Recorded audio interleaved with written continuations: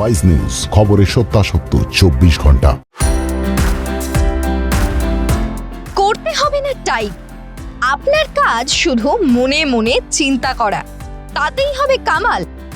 আপনার ফোন চালাবে আপনার হাত নয়, আপনার মাথা।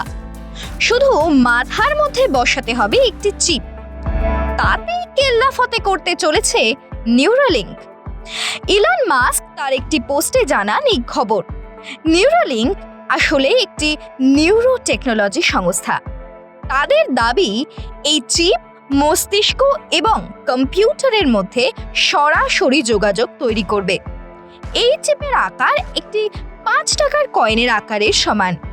মাস্ক এই পণ্যের নাম দিয়েছেন টেলিপ্যাথি।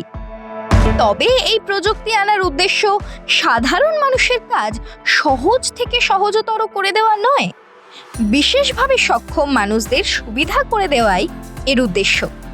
তবে এখানে প্রশ্ন থেকে যায়, মানুষের মস্তিষ্কে ঢুকে যদি এই চিপ রিভার্স অ্যাকশন শুরু করে তখন কি হবে? হতে পারে ভয়ঙ্কর রেজাল্ট। তবে এই প্রযুক্তি চালু হওয়ার আগে এখনো দীর্ঘ বছর ধরে হবে বিস্তর গবেষণা।